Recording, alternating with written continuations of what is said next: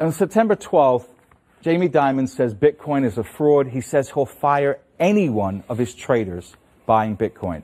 Bitcoin drops 24%. When Jamie Dimon speaks, people listen. People listen. So that weekend, we found out that the largest buyer of a Bitcoin fund that's in Europe that buys physical Bitcoin, right? The largest buyer was Morgan Stanley and JP Morgan. And that's not illegal.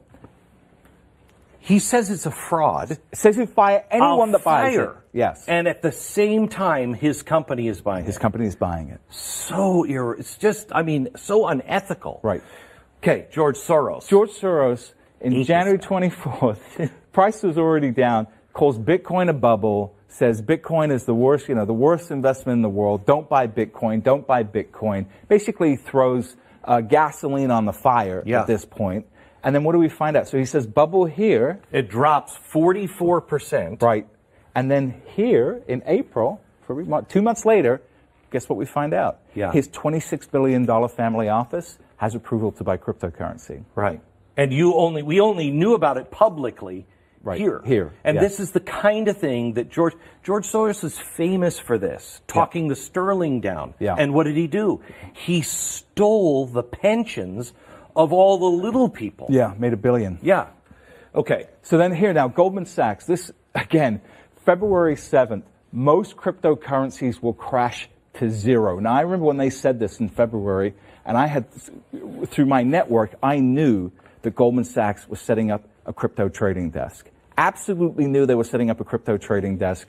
And I remember you telling me that. Right. And then, of course, they were denying it. No, we're not. No, we're not. No, we're not.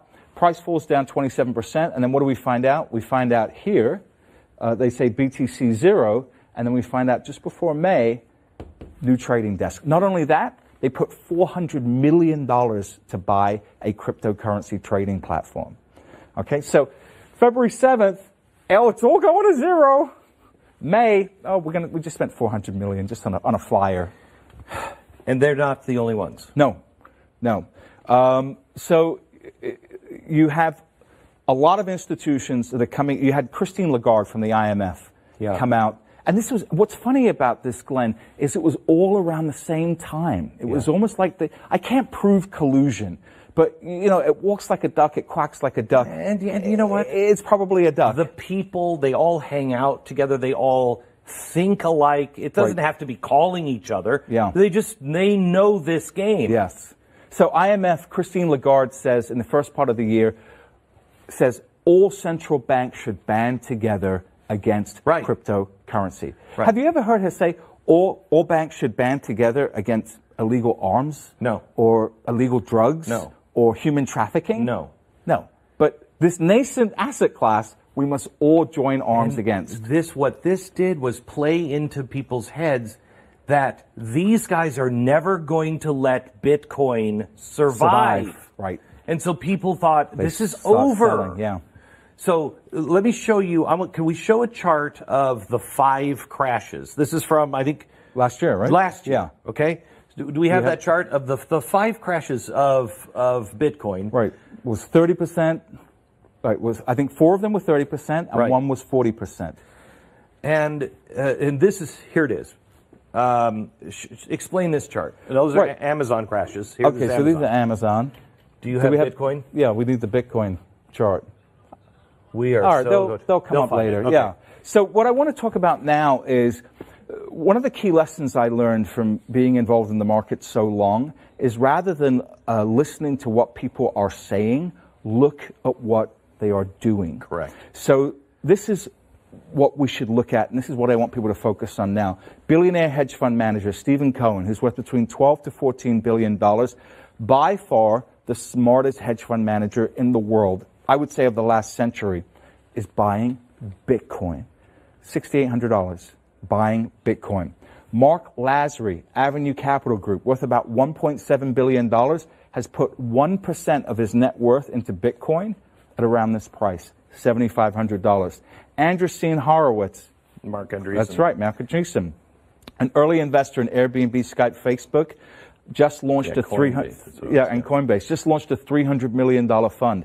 Wellington Capital, they have $1 trillion in assets. are starting to get involved in Bitcoin futures. Susquehanna, the 12th largest trading firm by volume, they now have their own Bitcoin custody department, their own trading department, and they're trading Bitcoin and Ethereum.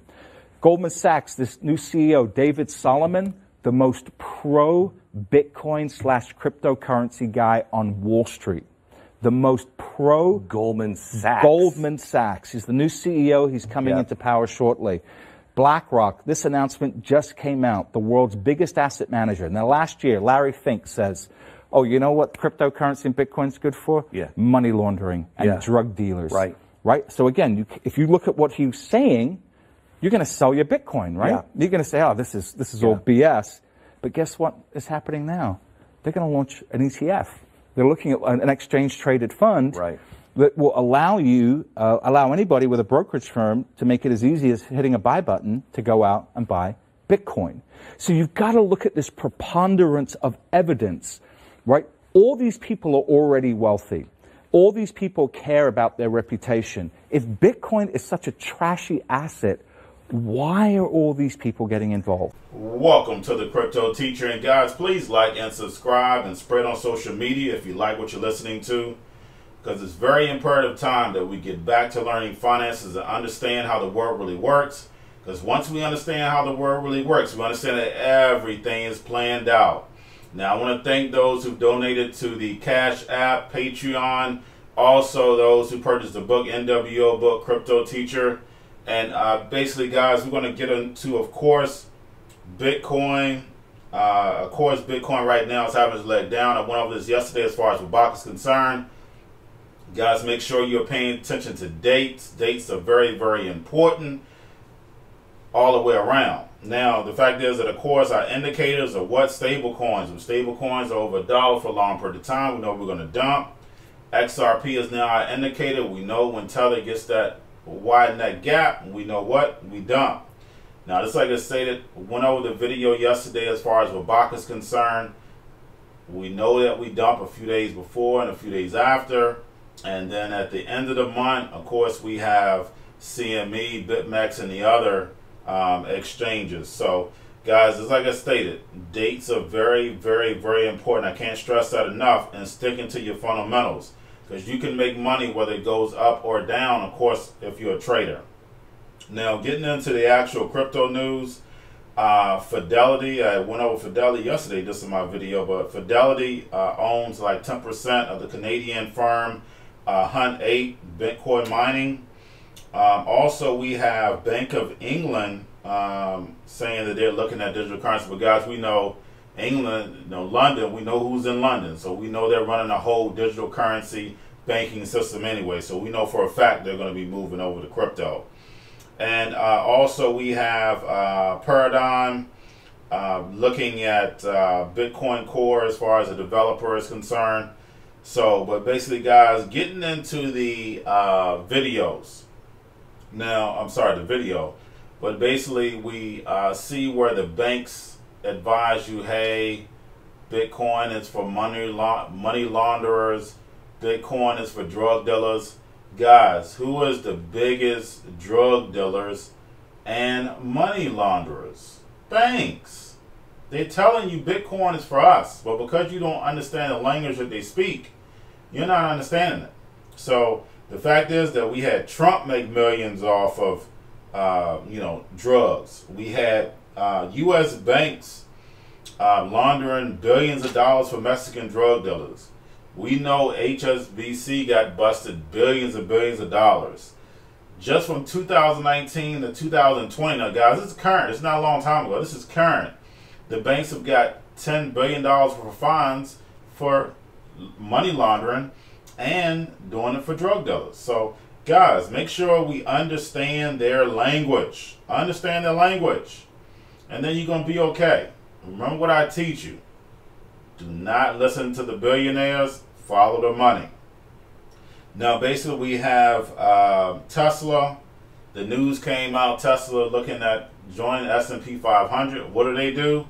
They crash it. That's right, guys. Their job is to take your money. Now, we all know Teslas are going to be a big part. Of course, it'll go right back up. It's part of the New World's Order stocks. So the fact is that, especially with that Starlink, they're going to be in control of the 5G, and then also all their cars are going to be autonomous. They're not going to have drivers in it anyway. But guys, that's all I have for you. Don't forget about the books, Cryptoteacher, NWO book. Also, if you're new to cryptos, Coinbase, Bitrue, Binance, links at the bottom. Also, basically, don't forget about your stocks. You have your Cobalt, your chip stocks. Remember, guys, chip stocks keep going up. Now, also, your banking, never ever bet against the banks. And gaming, I've been over gaming, guys. Gaming is going to be big. So, of course, you've been telling your kid, get off the game. Now it's going to be, hey, look, you need to get more into the game and also learn how to develop these games and learn how they work, you know, the interactions. But also, guys, don't forget everybody sitting at home. Don't forget about those stocks.